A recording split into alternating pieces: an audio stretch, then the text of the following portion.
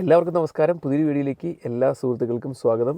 എൻ്റെ പേര് ജെറിൻ. ഞാൻ കഴിഞ്ഞ കുറേ വർഷങ്ങളായിട്ട് ന്യൂസിലാൻഡിൽ നേഴ്സായിട്ട് ജോലി ചെയ്യുന്നു. അപ്പോൾ ഇന്ന് ഞാൻ നിങ്ങളുടെ മുമ്പിലേക്ക് വന്നിരിക്കുന്നത് ന്യൂസിലാൻഡിലെ ഇപ്പോഴത്തെ നേഴ്സുമാരുടെ ഒരു അവസ്ഥയെക്കുറിച്ചുള്ള കുറച്ച് അപ്ഡേറ്റ്സ് തരാനായിട്ടാണ്. ഒത്തിരി ആളുകൾ പേഴ്സണലായിട്ട് മെസ്സേജ് ചോദിക്കുന്നുണ്ട്, ന്യൂസിലാൻഡിലെ വേക്കൻസികളുടെ അവസ്ഥ എന്താണ്, ഇപ്പോൾ ന്യൂസിലാൻഡിൽ പുതിയ വേക്കൻസീസ് വരുന്നുണ്ടോ, നേഴ്സുമാർക്ക് ജോലി കിട്ടുന്നുണ്ടോ എന്നൊക്കെ ചോദിച്ചിട്ട് ഒത്തിരി പേഴ്സണൽ മെസ്സേജസ് വരുന്നുണ്ട്. അപ്പോൾ ആ പേഴ്സണൽ മെസ്സേജുകൾക്കെല്ലാം ഉള്ളൊരു മറുപടി ആയിട്ടാണ് ഇന്നൊരു ചെറിയ വീഡിയോ നമ്മൾ ഉദ്ദേശിക്കുന്നത്. അതുപോലെ തന്നെ ഒത്തിരി ആളുകൾ ചോദിക്കുന്നൊരു ചോദ്യമാണ്, എന്തുകൊണ്ടാണ് പഴയ പോലെ വീഡിയോ ഒന്നും ചെയ്യാത്തത്, പുതിയ വീഡിയോസ് വരുന്നത് കുറവാണല്ലോ എന്ന്. അത് വേറെ ഒന്നുമല്ല, ഞാൻ എൻ്റെ പാരൻസ് ഏകദേശം ഒരു വർഷത്തിന് മുകളിലായിട്ട് ഇവിടെ ഉണ്ടായിരുന്നു. ആ സമയത്താണ് നമ്മൾ ഒത്തിരി യൂട്യൂബ് വീഡിയോകൾ ചെയ്യുന്നതും എനിക്ക് ഫ്രീ ടൈം കിട്ടിയ സമയത്ത് ഇതുപോലെ വീഡിയോ അപ്ലോഡ് ചെയ്തുകൊണ്ടിരുന്നു. അപ്പോൾ ഞാനിവിടെ ആഴ്ചയിൽ 5 ദിവസം, അതായത് ഫുൾ ടൈം ജോബ് ചെയ്യുന്ന ഒരാളാണ്. എൻ്റെ വൈഫും ജോലി ചെയ്യുന്ന ഒരാളാണ്. 3 കുട്ടികളും ഉണ്ട്. അപ്പോൾ പാരൻസ് പോയതോടെ ഇതെല്ലാം വെച്ചിട്ട് ഫാമിലി ലൈഫ് മാനേജ് ചെയ്യുന്നത് ഇത്തിരി പാടായിട്ട് വന്നു. അപ്പോൾ അതിൻ്റെ ഇടയ്ക്ക് നമുക്ക് കട്ട് ചെയ്യാൻ പറ്റുന്നൊരു കാര്യം, അല്ലെങ്കിൽ സമയമില്ലാത്തൊരു കാര്യം എന്ന് പറയുന്നത് ഈ യൂട്യൂബ് വീഡിയോ ചെയ്യാനായിട്ടാണ്. അതുപോലെ തന്നെ ഇവിടെ ചെറിയ അസോസിയേഷൻ പ്രവർത്തനങ്ങളൊക്കെ ആയിട്ട് നടക്കുന്നതുകൊണ്ട് ലൈഫ് അത്യാവശ്യം തിരക്കാണ്.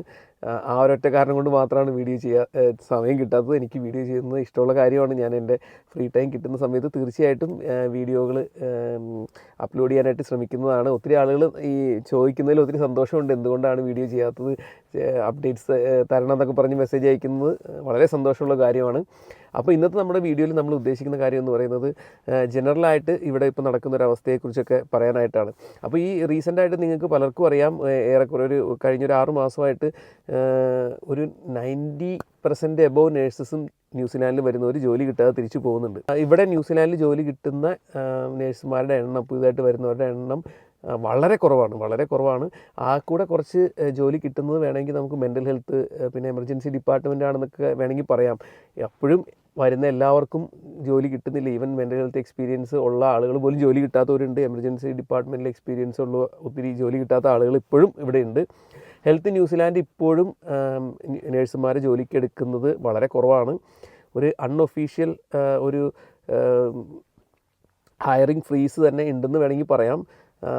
പല മാനേജർമാരോടൊക്കെ സംസാരിക്കുമ്പോൾ, നമ്മുടെ ഹോസ്പിറ്റലിലെ മാനേജർമാരോടൊക്കെ സംസാരിക്കുമ്പോൾ അവരൊക്കെ പറയുന്നത് അവർക്ക് ഹെൽത്ത് ന്യൂസിലാൻഡ് പെർമിഷൻ ഇല്ല എന്നാണ്. അവരുടെ വാർഡിൽ ഇപ്പോഴും സ്റ്റാഫ് ഷോർട്ടേജ് ഉണ്ടെങ്കിലും പല വാർഡുകളിൽ അപ്പോയിൻറ്റ് ചെയ്യാനായിട്ടുള്ള പെർമിഷൻ ഇല്ല. അപ്പോൾ NEC തന്നെ ശക്തമായിട്ട് ഇതിനെതിരെ സമ്മർദ്ദം ചെലുത്തുന്നുണ്ട്.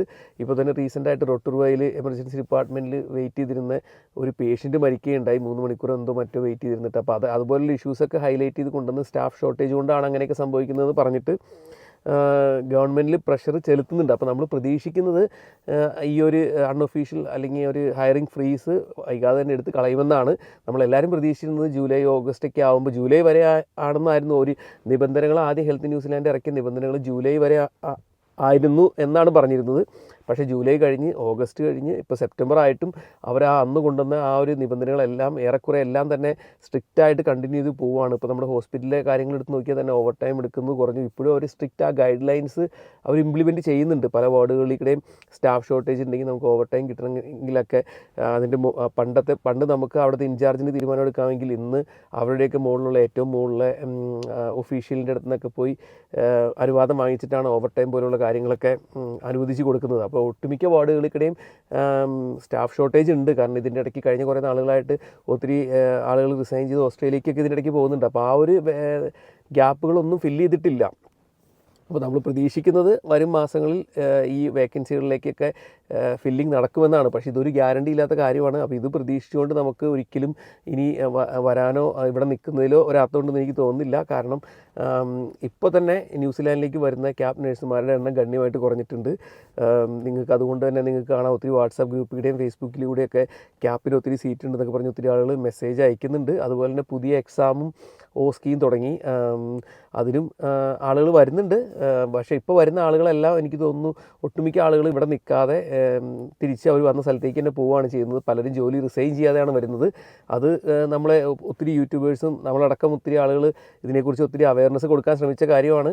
നിങ്ങൾ ഇങ്ങോട്ട് വരികയാണെങ്കിൽ, വരരുതെന്ന് ഞാൻ പറയില്ല, റിസ്ക് എടുത്ത് വരികയാണെങ്കിൽ, അതായത് ഈ കാര്യങ്ങളൊക്കെ മനസ്സിലാക്കി ജോലി കിട്ടാൻ ഉള്ള അവസ്ഥ വളരെ പാടാണെന്നൊക്കെ മനസ്സിലാക്കിയിട്ട് ഇങ്ങോട്ട് വരികയാണെങ്കിൽ ഒറ്റയ്ക്ക് വരിക.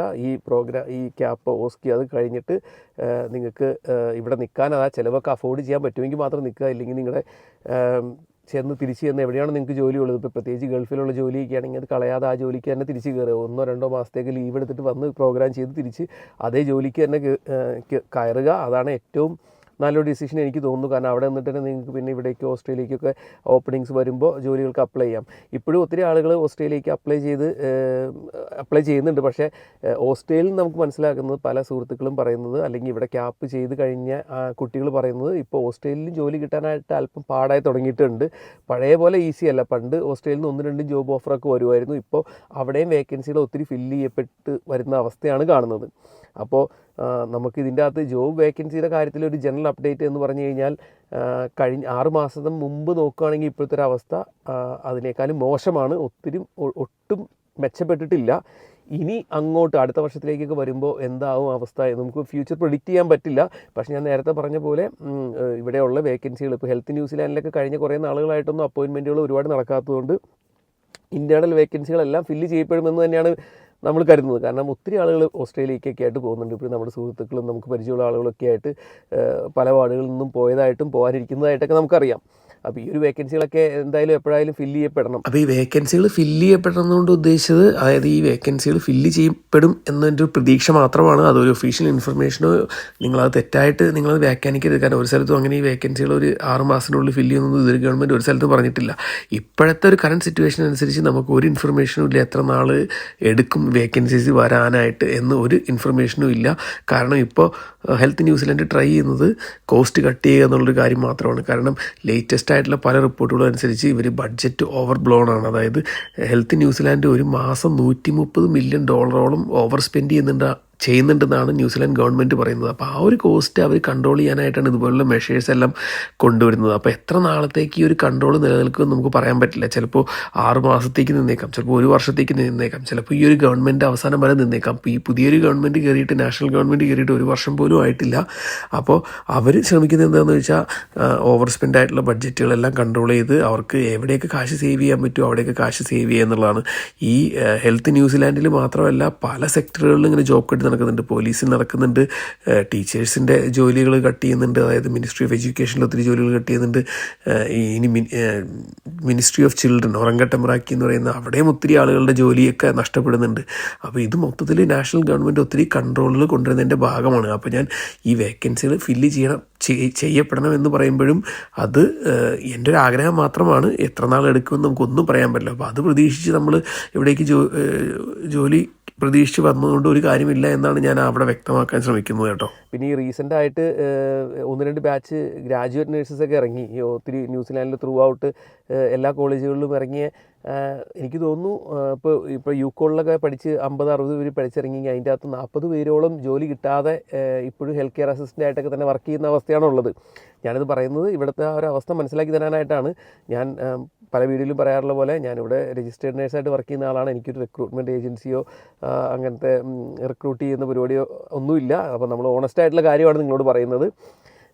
പിന്നെ നമുക്ക് ഒരു കാര്യം വേറെ എൻ്റെ ശ്രദ്ധയിൽപ്പെട്ടത്, ഇപ്പോൾ ക്യാപ്പിന് വരുന്ന ആളുകളുടെ എണ്ണം ഗണ്യമായിട്ട് കുറഞ്ഞു. പണ്ടത്തെ പോലെ ഒന്നും ഇപ്പോൾ നേഴ്സിംഗ് കൗൺസിലിൻ്റെ ക്വാർട്ടർലി റിപ്പോർട്ട് നോക്കിക്കഴിഞ്ഞാൽ നിങ്ങൾക്ക് തന്നെ മനസ്സിലാവും നേഴ്സുമാരുടെ എണ്ണം വളരെ കുറഞ്ഞു. അപ്പോൾ ആളുകൾ ഒത്തിരി മനസ്സിലാക്കുന്നുണ്ട് ഇവിടുത്തെ അവസ്ഥ. അപ്പോൾ നിങ്ങളും ന്യൂസിലാൻഡിലേക്ക് വരാനിരിക്കുന്ന ആളുകളാണെങ്കിൽ ഈ ഒരു കാര്യങ്ങൾ മനസ്സിലാക്കുക. തീർച്ചയായിട്ടും ഇവിടുത്തെ അവസ്ഥ വളരെ മോശമാണ്. ജോലി കിട്ടാനായിട്ട് നല്ല പാട് തന്നെയാണ്. എല്ലാ വീഡിയോയിലും പറയുന്ന കാര്യം തന്നെയാണ് ഞാൻ ചിലപ്പോൾ റിപ്പീറ്റ് ചെയ്യുന്നത് നിങ്ങൾക്ക് തോന്നാം. അത് പുതിയതായിട്ട് കാണുന്ന ആളുകളിലേക്ക് കൂടി ആ ഒരു അവയർനെസ് ഉണ്ടാക്കാനായിട്ട് പറയുകയാണ്. നിങ്ങൾ വരികയാണെങ്കിൽ ഒറ്റയ്ക്ക് വരിക. ക്യാപ്പ് അല്ലെങ്കിൽ ഓസ്കിയ എന്താണോ നിങ്ങളുടെ ആ പ്രോഗ്രാം എക്സാം അത് ചെയ്തിട്ട് തിരിച്ച് നിങ്ങൾ ഏത് ജോലിയാണ് ഇരിക്കുന്നത് ആ ജോലിക്ക് തന്നെ തിരിച്ച് പോയിട്ട് അവിടെ ഇരുന്ന് നിങ്ങൾക്ക് ഫ്രീ ടൈം കിട്ടുമ്പോൾ രജിസ്ട്രേഷൻ കിട്ടുമ്പോൾ ഇവിടുത്തെയും രജിസ്ട്രേഷൻ എടുക്കുക. ഇവിടുത്തെ രജിസ്ട്രേഷൻ എടുത്തു കഴിഞ്ഞാൽ നിങ്ങൾക്കറിയാം TTMR എന്ന് പറയുന്ന ഒരു ഇതുവഴി നിങ്ങൾക്ക് ഓസ്ട്രേലിയൻ രജിസ്ട്രേഷൻ ഈസി ആയിട്ട് എടുക്കാം. വളരെ ഈസി ആയിട്ടൊരു പ്രോസസ്സാണ്. അപ്പോൾ ആ രജിസ്ട്രേഷൻ എടുത്തിട്ട് നിങ്ങൾക്ക് ഓസ്ട്രേലിയയിലും ജോലി നോക്കാം. അപ്പോൾ അതൊക്കെയാണ് എനിക്ക് ഈ വീഡിയോയിലൂടെ തരാനുള്ള അപ്ഡേറ്റ്സ്. അപ്പോൾ എനിക്ക് സമയം കിട്ടുമ്പോൾ ഇതേപോലെ ഞാൻ വീഡിയോകളൊക്കെ ചെയ്യുന്നതായിരിക്കും. നിങ്ങൾ തരുന്ന എല്ലാ സ്നേഹത്തിനും സപ്പോർട്ടിനും വളരെ നന്ദി. അപ്പോൾ ഇന്നത്തെ വീഡിയോ ഞാൻ ഇവിടെ അവസാനിപ്പിക്കുന്നു. Thank you. ബൈ.